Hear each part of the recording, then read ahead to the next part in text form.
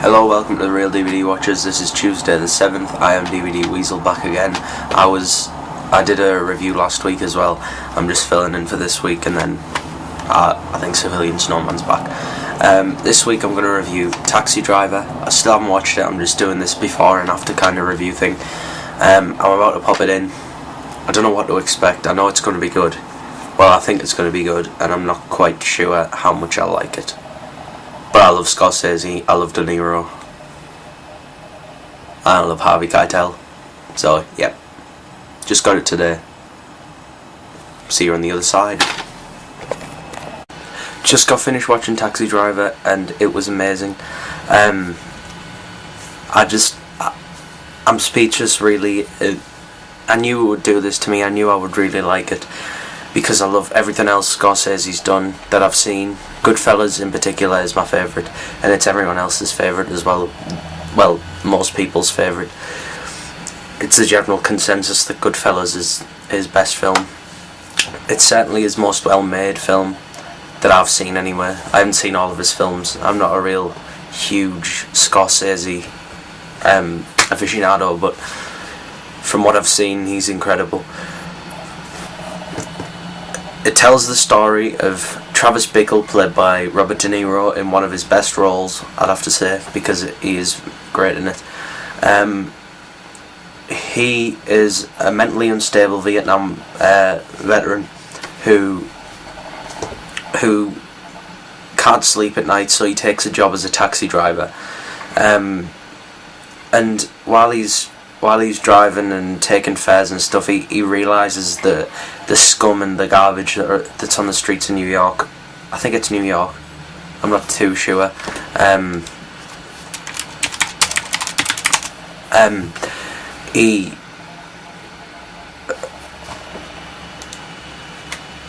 sec, I'm just checking if it was New York. It just says in a city. I think it's... Yeah, it is. It's New York. He sees the scum that's on the streets, the prostitutes, the gangs, everybody who just terrorizes him because he's a taxi driver, and he sees all the prejudice and everything, and he's fine with he's fine. He's not prejudiced. He just hates it when people are, and he hates it when people are. And I don't know what to say, like, people are doing bad to other people. That was a terrible description. I'm not finished yet. One day he is sat outside of this presidential headquarters, like a campaign headquarters kind of thing, and he sees Betsy, played by Sybil Shepherd.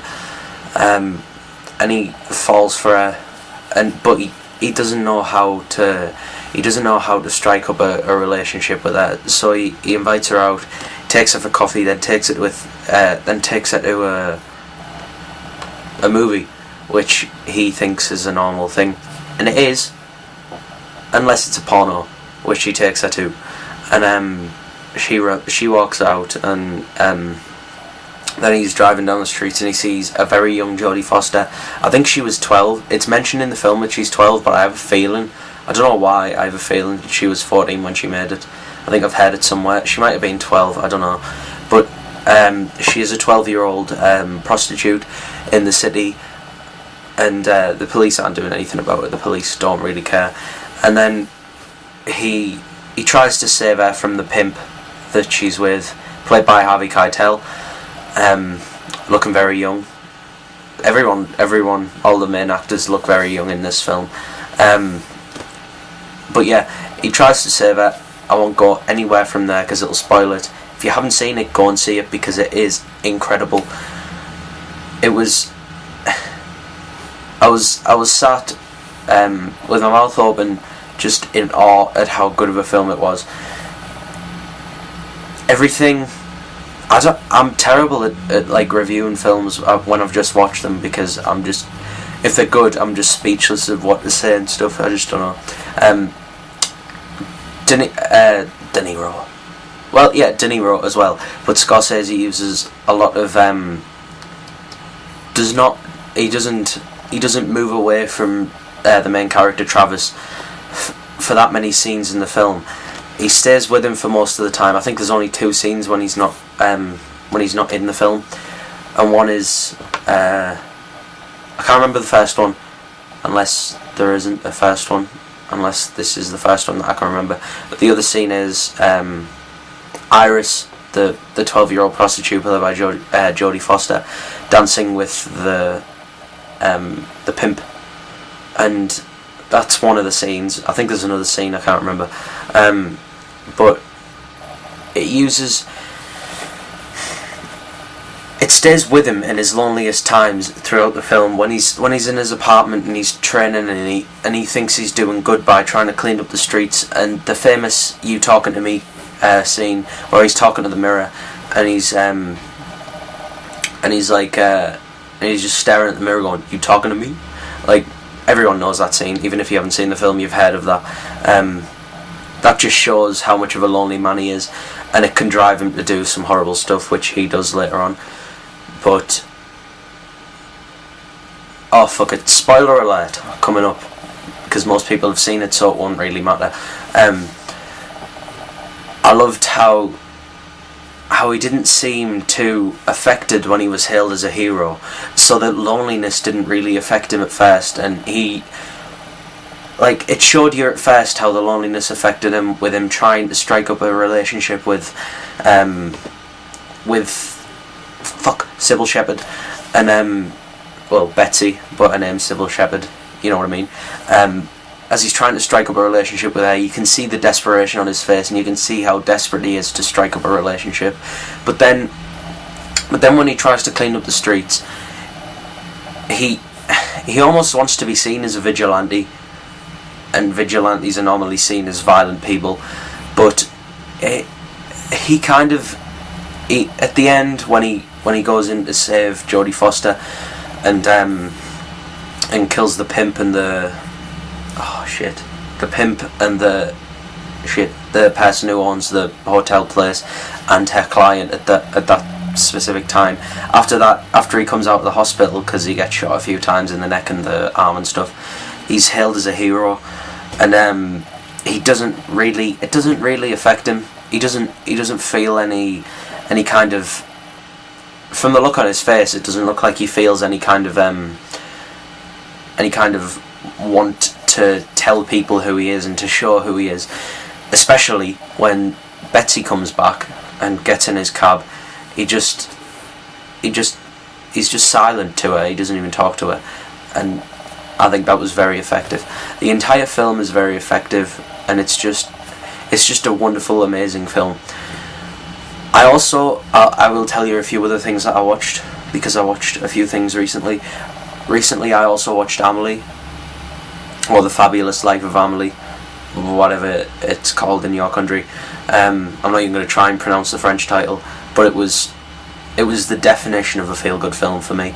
It was so happy. I was smiling for hours afterwards. It's such an amazing film. Everyone check that out. I also watched a short film called Un Chien Andalou, or An Andalusian Dog in English. English title, not in English class or anything. That would be weird.